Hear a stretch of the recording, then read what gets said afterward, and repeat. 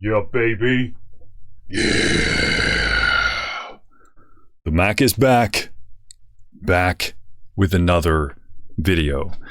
Hello, the initiated. My name is Marcus Junikala, and today we are having a look at two different plugins. These are by a company called Sound Particles, and these are panning plugins with a bit of a twist. The one on the top is called Energy Panner, and the one on the bottom is Brightness Panner. Now, originally I thought I'd do two different demos on this, but after thinking about it, it might actually be more useful and interesting for me to do them in the same one, so I really understand their differences and can compare their differences. Now, this came under my radar originally because I saw Jake Jackson make a tweet about this, praising these plugins. I think he was specifically talking about Energy Panner. So I thought if he think it's the shit, then there is probably something to it. And Jake Jackson is a recording and mix engineer and producer, for those of you who don't know. So with his endorsement, I thought might as well look at it.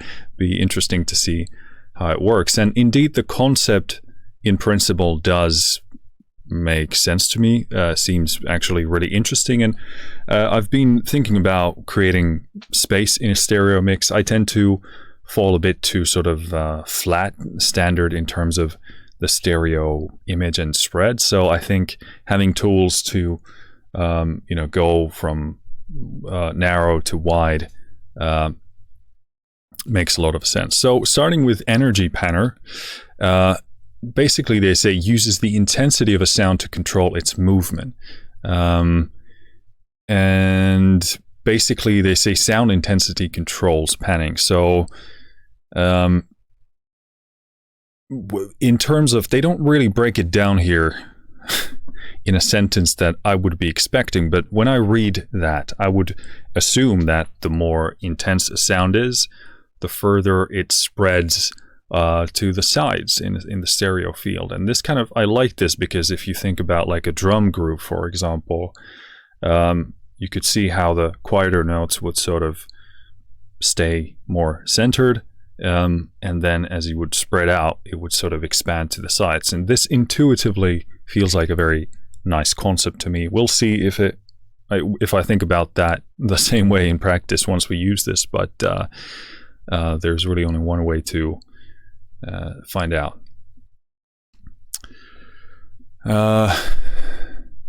Looking at the website here, basically there seems to be two different modes. There's a panning mode and a sliding mode. So pan mode is essentially a normal end-to-end particle-based panning. Changes the position of the sound source between 2 points, start point, end point, previously defined by you. Me? Wow. Therefore, the greater the energy of the input signal, the greater the shift from the starting point to the end point. Again, like what I said, really cool.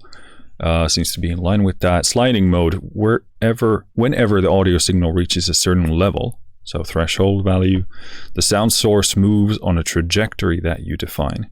As opposed to pan mode, the sound source does not return to the starting point as soon as the signal level drops. The sound source will freeze that position until the audio signal exceeds the threshold value again, leading to a new shift of the sound source in the dome space.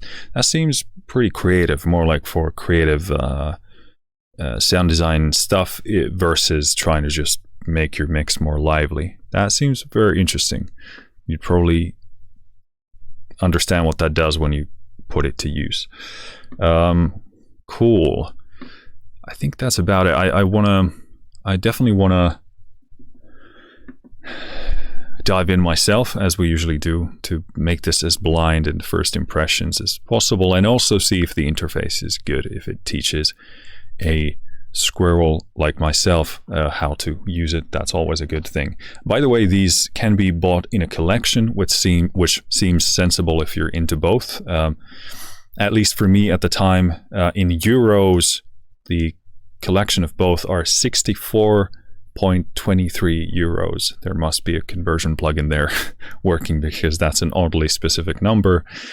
Yeah, Energy Panner on its own seems to be 47.97 euros.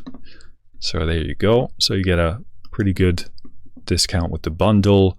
Let's look at Brightness Panner. So same concept. I expect as the intensity increases for it to, no, sorry, the brighter it is, the brighter a sound is, it would pan it to certain places. Probably allows you to also do it based on not being very bright, being darker, but let's see.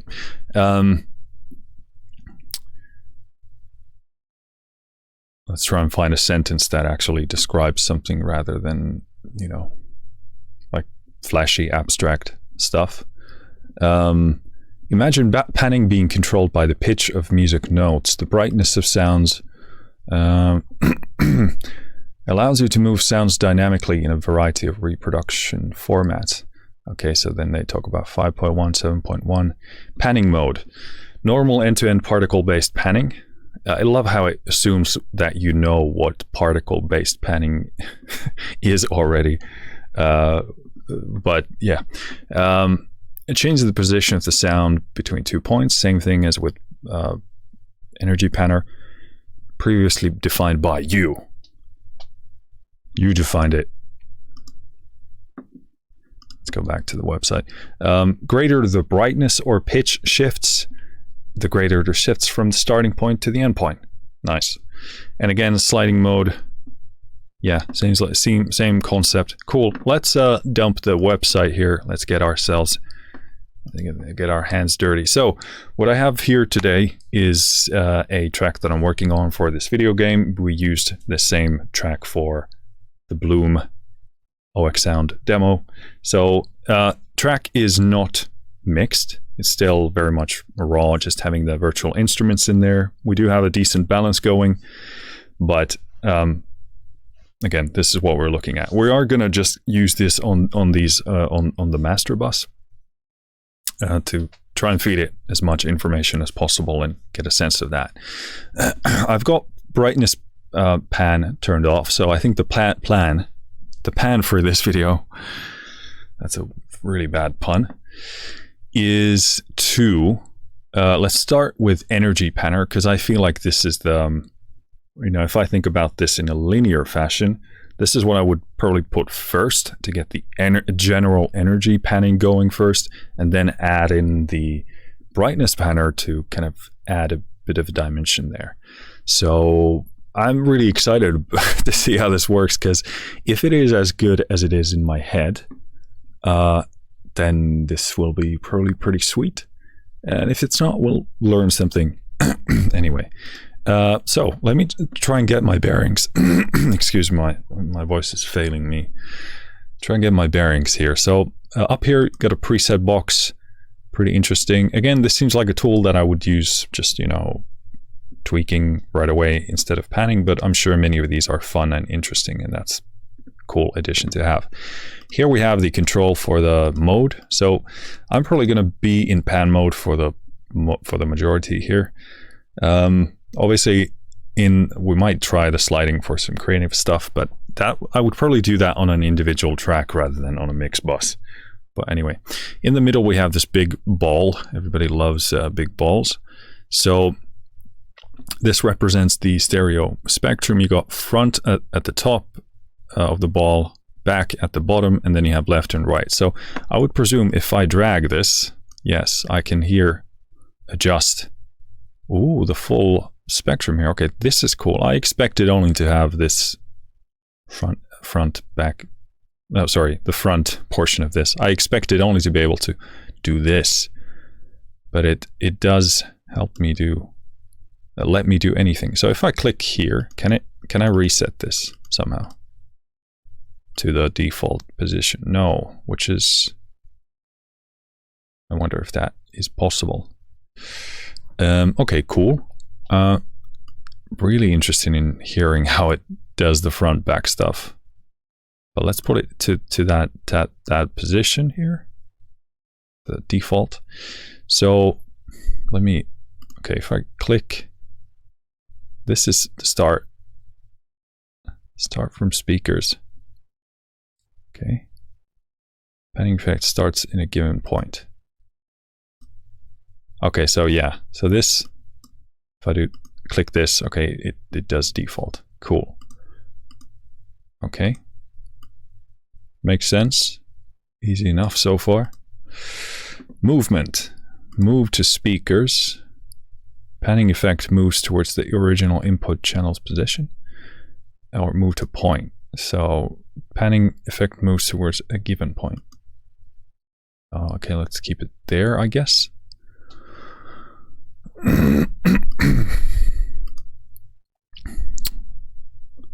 Cool.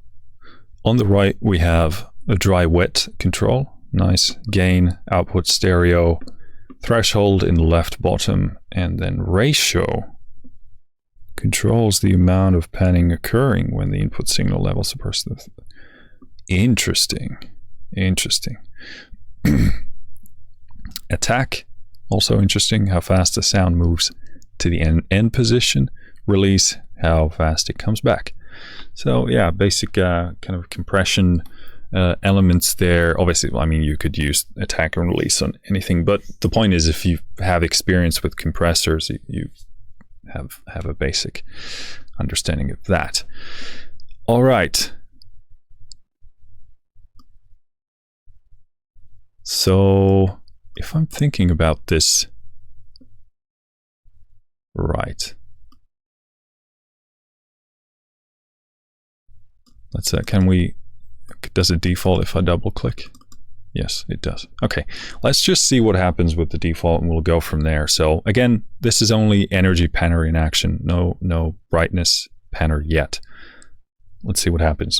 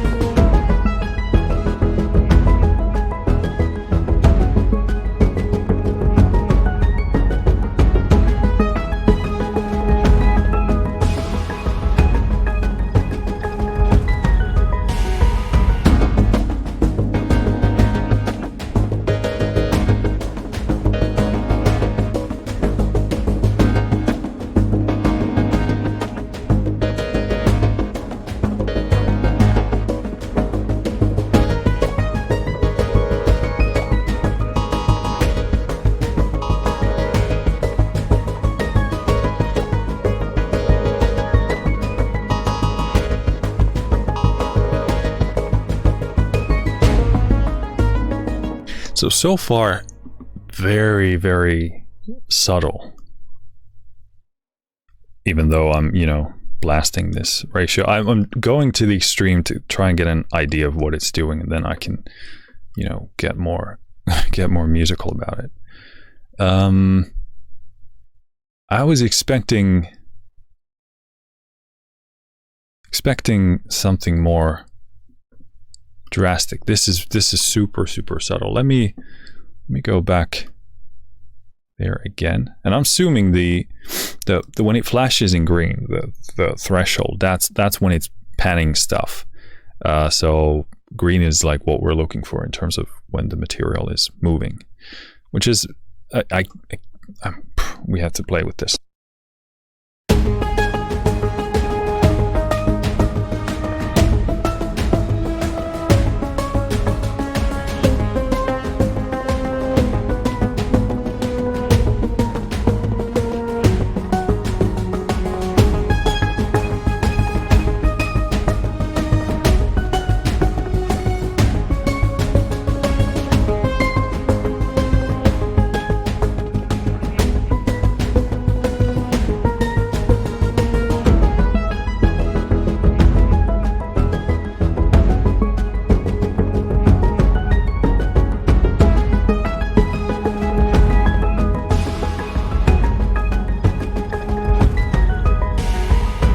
So, okay. So I'm kind of a bit puzzled.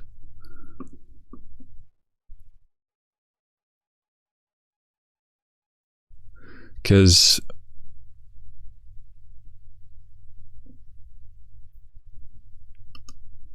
starts in a given point.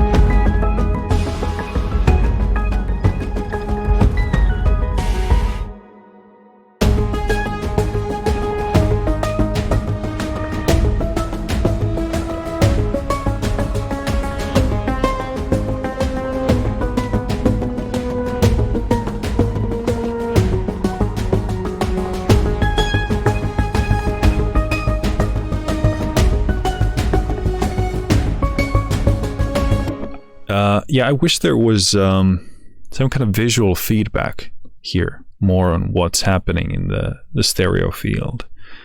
Because now I feel like it's clearly, when I'm bypassing it, there's a different feel to it, and I'm presuming this is like the kind of easiest, most gentle configuration in terms of having this start from speaker. Pan effect starts in the original input channel's position. All right, cool, and then panning effect moves towards the original input channel's position. So if I'm understanding that right, it's not moving anywhere. Does that make any sense?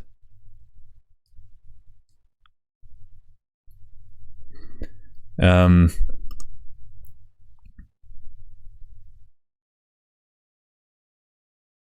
yeah, I would like some kind of visual feedback in terms of what's moving where would be what I'm yearning for here.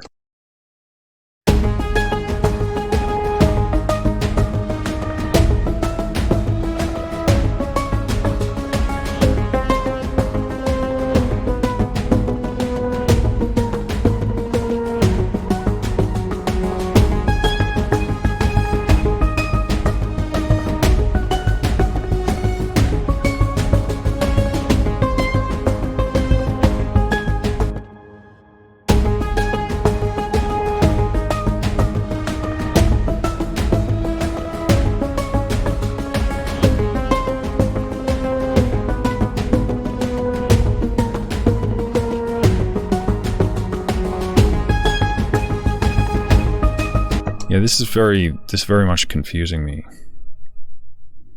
because I would like some kind of, I would want it to tell me like what is it doing there, because if I understand this correctly now, it's not like based on these sentences. Effect starts in the original input channel's position.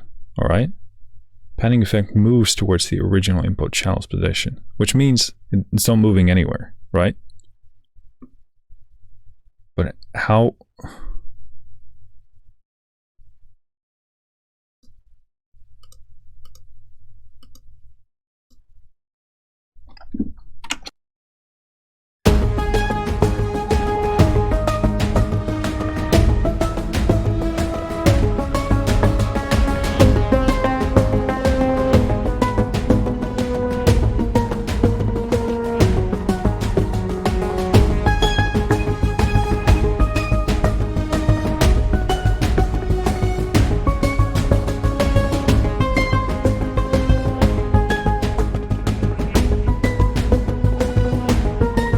Okay, so that makes more sense. All right, cool. So starting position center. I wonder what does it give me? What does it say R for right? Like, can I choose left from somewhere, please? Or am I not? I clearly don't understand something here.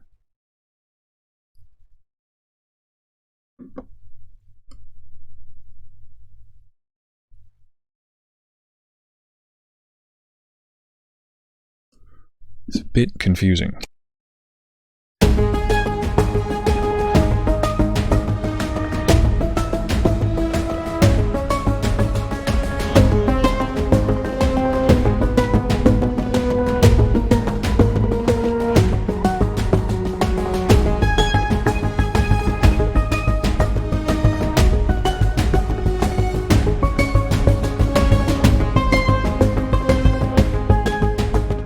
Okay, so there is your visual feedback. It does that, which I guess is better.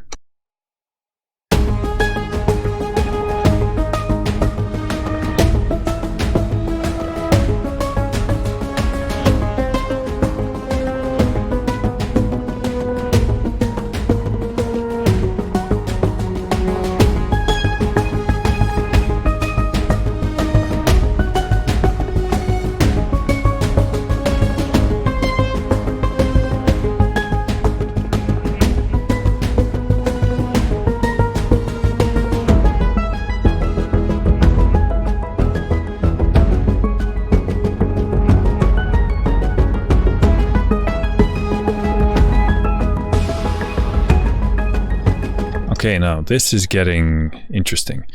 So, there is the visual feedback once you actually set the parameter so that it does something. It's good. I understand this is a bit of a difficult thing to visually make a feedback loop here, because you're dealing with this front and back and left and right, so it's kind of gets tricky to visualize. As maybe another, I don't know, feel like another format would be maybe more sensible. I do like this. It is clearly very immediate to understand and see what's happening. But yeah, it took me a while to figure that out. This is still confusing me, the R here in the middle, because I would presume that like it makes me feel that I've selected the right channel somehow now, which I don't think I have, or nor do I understand how that could be the case. It also annoys me that I can't seem to be able to choose.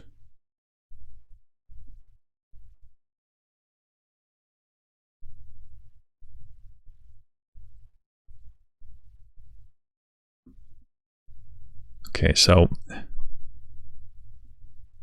yeah, okay, yeah. Trying to wrap my head around this.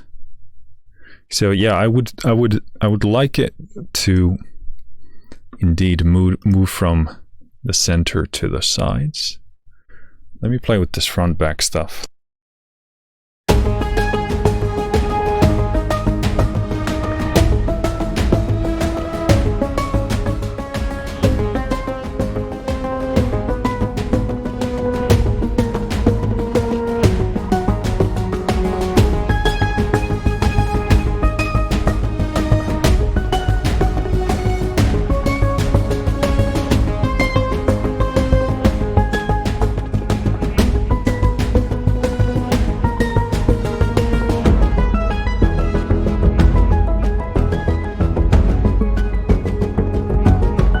Yeah, that's a massive difference. So, okay, this is beginning to open up even for a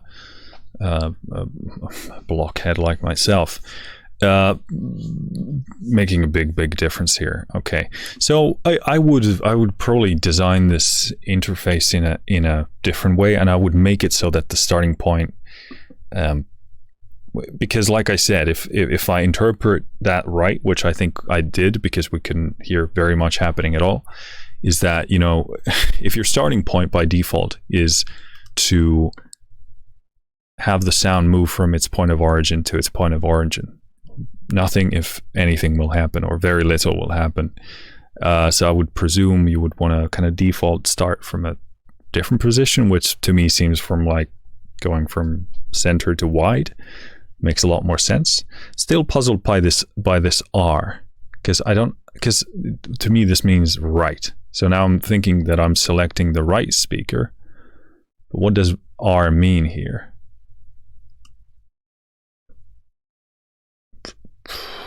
No idea. That's a bit confusing. Let's play with the ratio a bit here.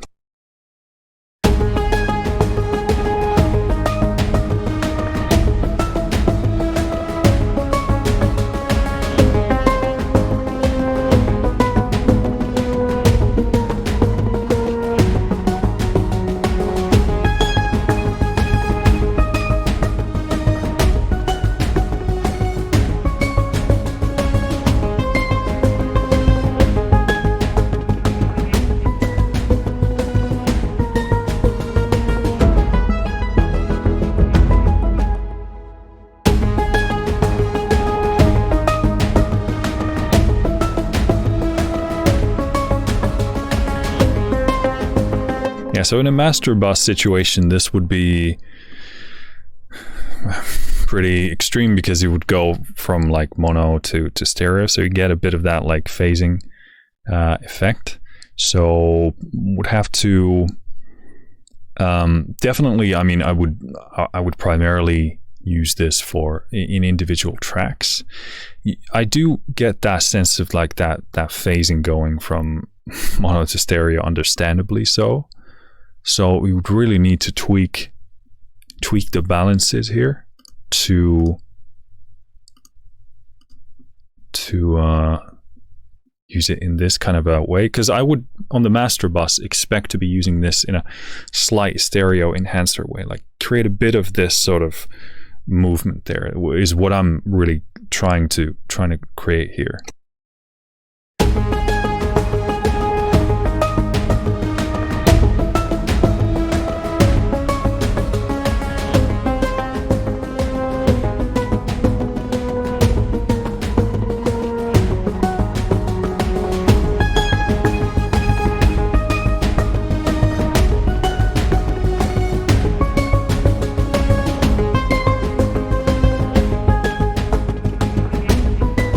So I want to unlink the attack and release here.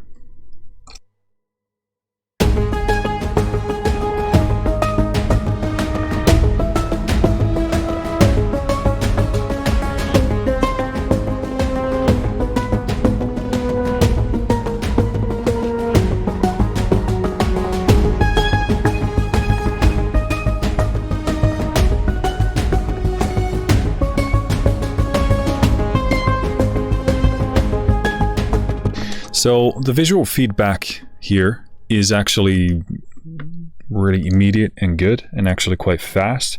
I do notice that you don't have a lot of wiggle room. Like there's like if you want to make the sound move the way that I'm trying to make happen here, there's really like in this setup. There's so little time for it to do the thing that I'm trying to make it do that there's really only one option for it to, or very, very few slightly different options for it to work, which is actually kind of, good because less opportunity for you to mess it up. But you can very quickly see with the visual feedback when it's getting to the kind of motion that you want to go for, and obviously also the auditory feedback. I'm still, again, in a mix bus context, quite.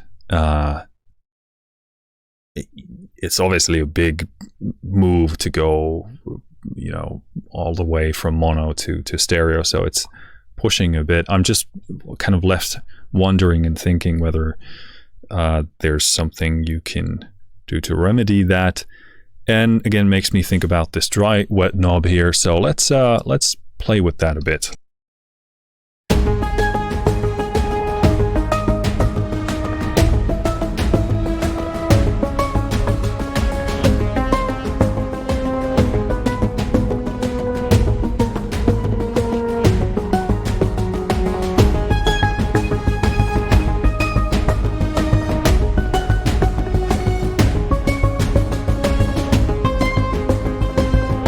Yeah, that actually does help and do just about what I'm after.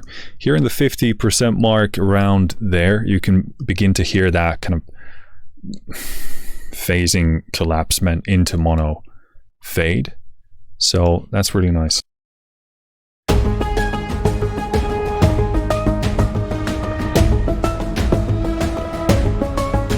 About there is when it kind of becomes alive and auditory.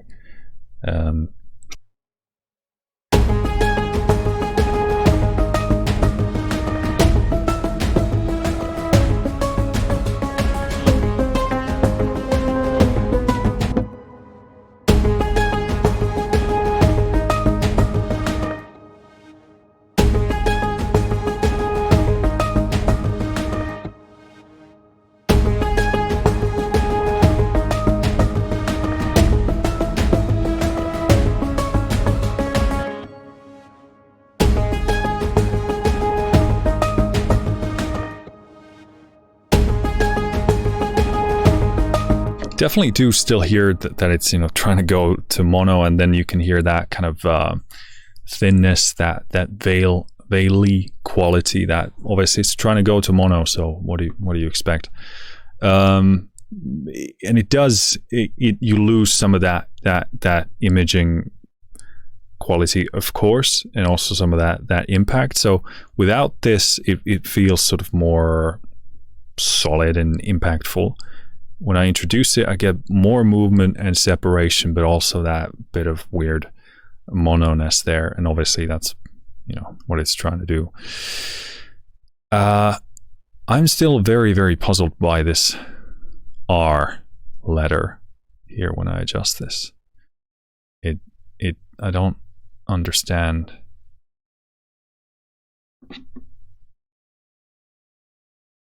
I mean, I would assume it means R. It's also very difficult to center this knob here.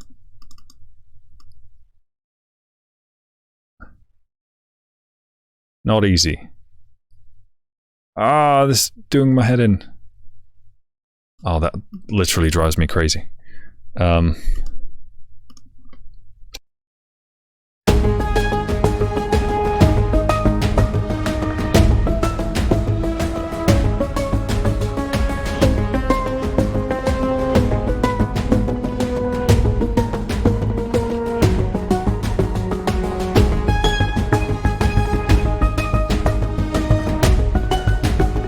I actually like it. I'm pushing or adjusting the threshold a bit more so it doesn't collapse all the way to mono or even closer. That creates a very nice sense of a bit of a like stereo movement and spread.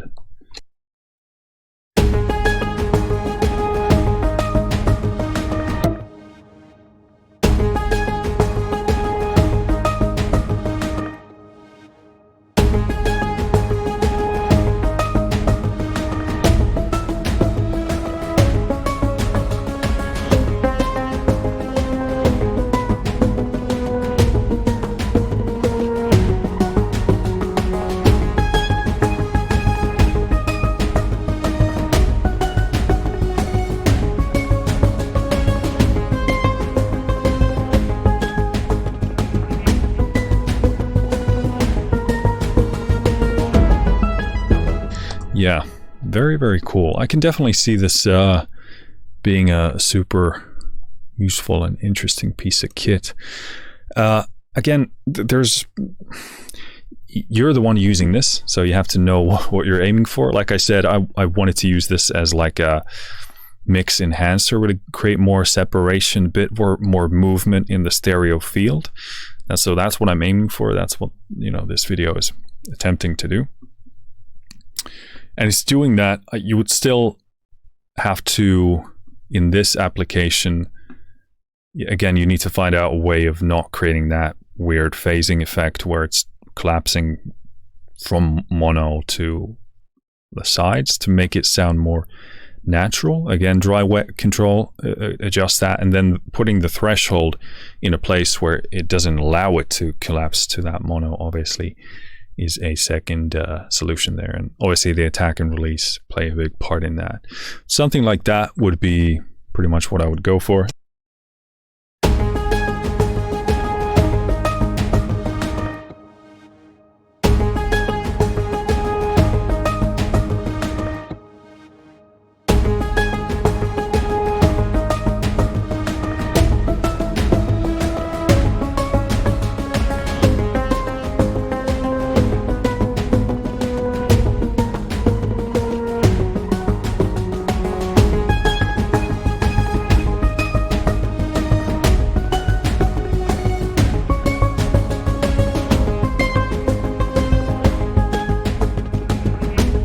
I imagine this is going to be super cool on a percussion bus, something like that, to create that slight sense of push and pull. This is obviously, again, on a master bus, so it's going to be more drastic in that way.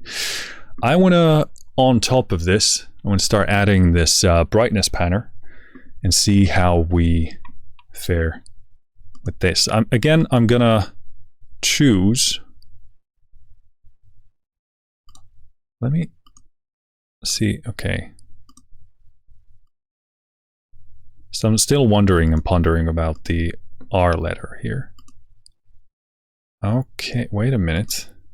So I clearly have this node selected here, and this is choosing, yep, where it's going. So, okay, this one would be, okay, there the dreaded R is again. So, okay, we're doing the same configuration here. Right. Here we have a bit of a different, we got low and high. So start frequency is where it's going to start. So let's pull this all the way. Let's do 50 Hertz. And we want to end up, let's try and make this more extreme so I can actually hear what's happening. Let's do 10K. Seems sufficient. Then I can choose between brightness. I can choose pitch, which it says is monophonic. I think brightness is what I want to go for here. And let's go. I will be adjusting the attack to go along with that, or attack release controls.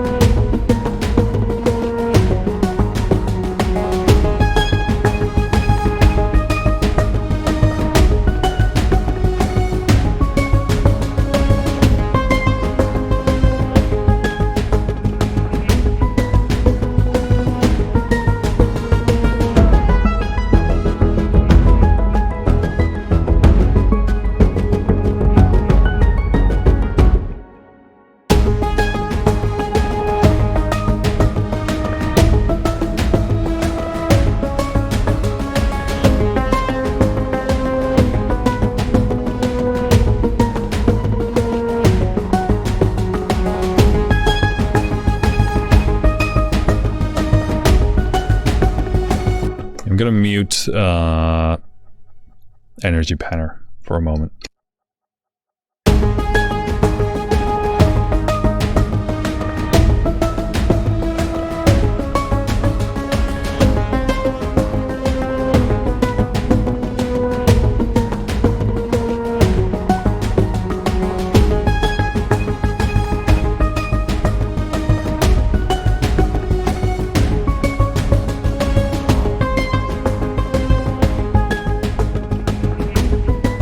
Okay, so these frequency start and end frequency controls do a lot here. I'm not, like, if I'm interpreting this right, if I make it very extreme, it just doesn't have, it's struggling to get to the points that you're telling it to. And also going for very high frequencies seem to not result in as great of a sound here.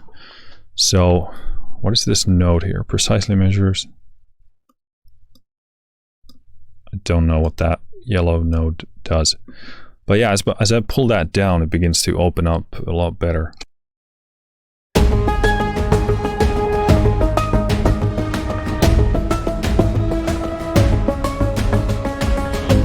Because it leaves those high frequencies alone, if I understand this correctly. So it's only going from 20, or I should say, let's do 50 Hertz to 550, something like that.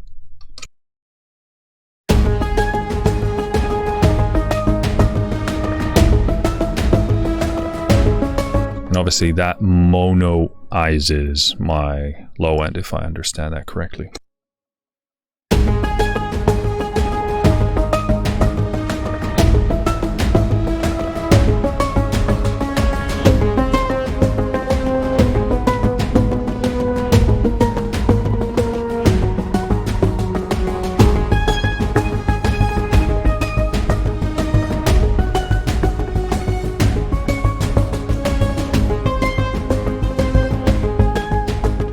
It's actually super nice.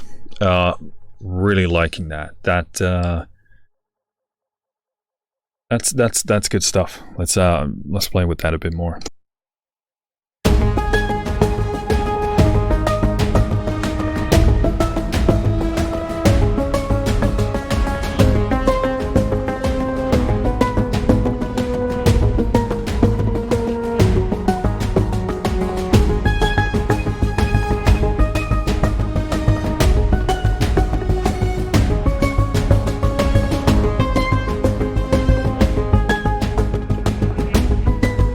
Digging the faster attack times for sure here.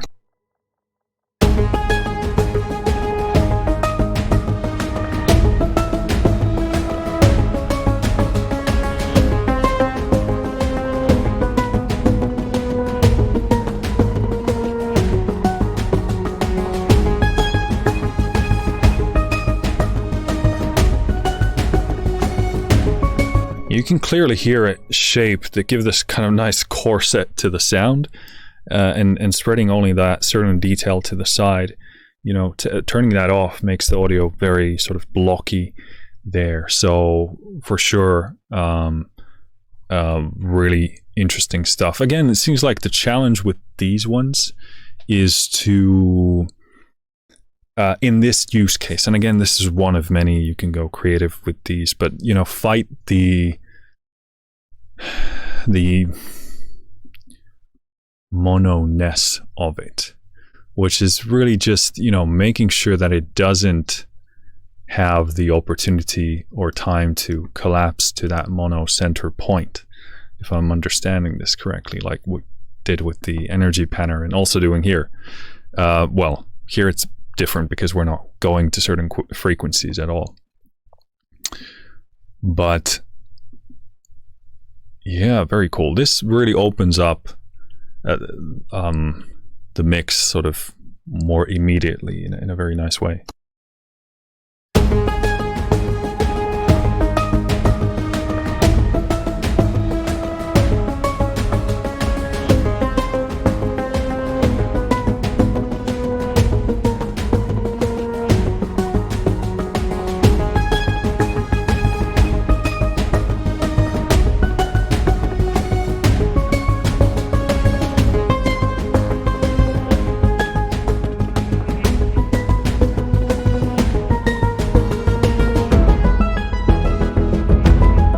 Yeah, cool. Super interesting stuff. This is one of those tools, like the use case and what you want to do with it will tremendously influence what you'll do with it and what it will sound like. Like if it's crap, it's your fault. The tool is just trying to do certain things, specific things that it's aiming for. So this is really nice. I can, again, in theory, when I heard about this concept, I thought, okay, that's really cool. That will definitely open up a lot of mix space and bring some dynamics in there. What I didn't foresee is the, you know, collapsing to MIDI phasement challenge. But again, you in this application, I don't think you should do that. You shouldn't go as far. So you just basically control how much it collapses. You know, as you saw from the scopes here. Let's actually try and play these together.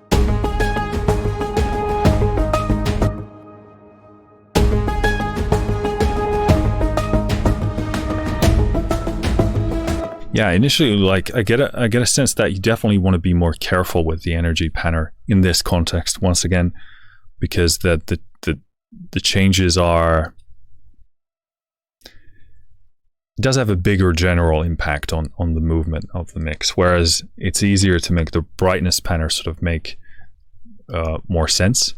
But yeah, let's put them together.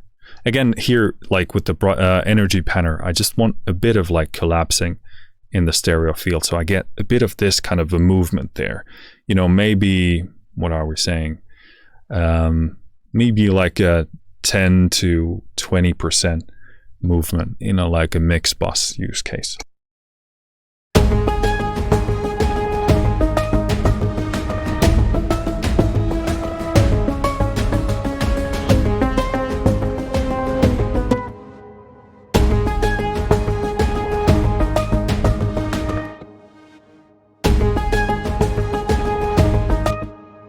Like we need to work on this more, because in the non-energy panned version, we have this solidity and this, you know, it's just chunkier, but with it on, we have much more movement, but we're losing some of that focus and presence. So I would need to adjust these, the attacker release threshold. It's a very delicate balance, because threshold obviously, you know, determines the point of where it's applying it, but then the attack and release control how fast. So it's a very like a very triad like thing that you're trying to figure out there.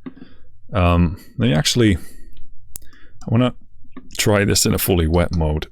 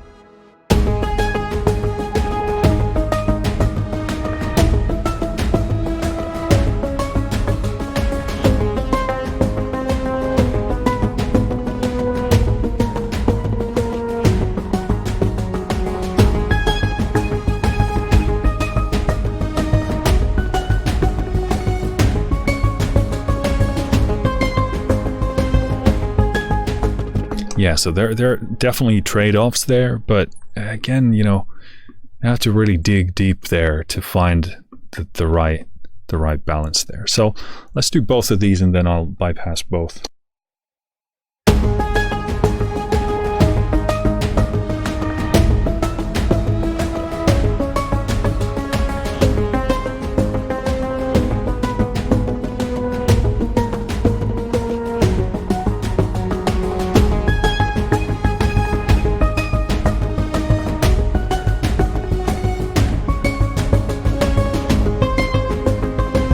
So yeah, as in the comparison, you can definitely hear that in the unprocessed version, we have a more cohesive stereo image. It's sort of more solid and it hits harder.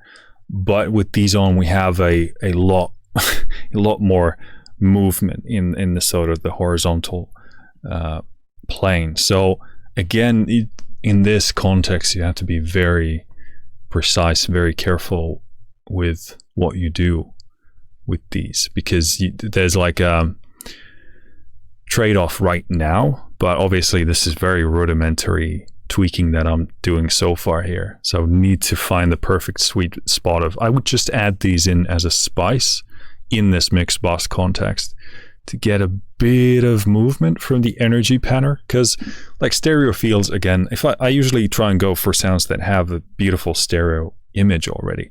If you start tweaking with that, it's going to have certain effects on that. But what I'm looking for this is that slight movement, slight additional dimension of third dimensionality of a bit of movement there. Brightness panner does that super so much easier. I think you can be, it doesn't require as much, you can hear the changes with, you know, in a more obvious way. So yeah, that's how I would be using them. But yeah, you have to be super, super precise. But if you are, you can create that really that added, it is like a third dimension quality here for sure.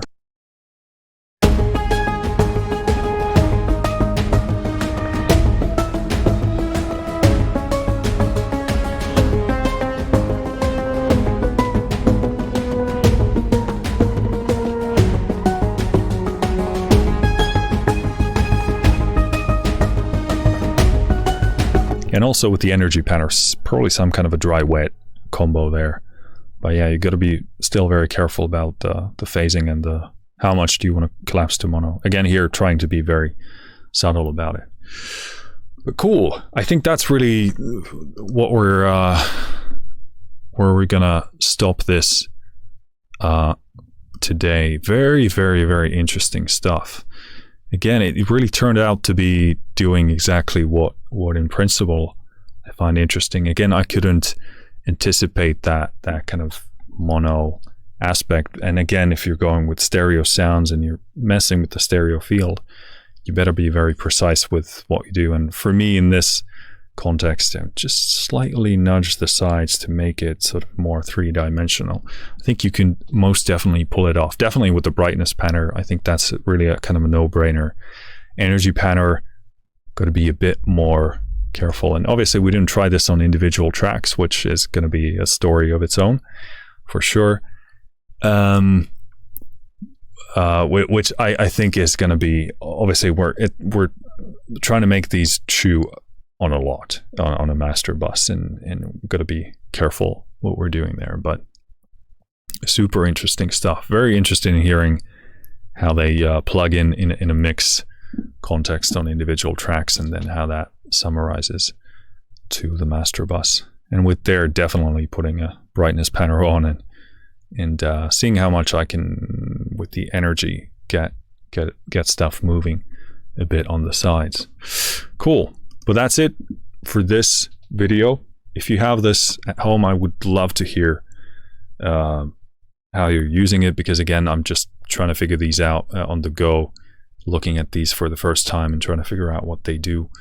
Hopefully there's utility in that for devs and other people. But if you have this, let me know how you use it, what you do with it, if you have it at home or your studio, and let me know what you think about this video as well. So thank you for listening. Thank you for watching. I'll see you next time. Finished.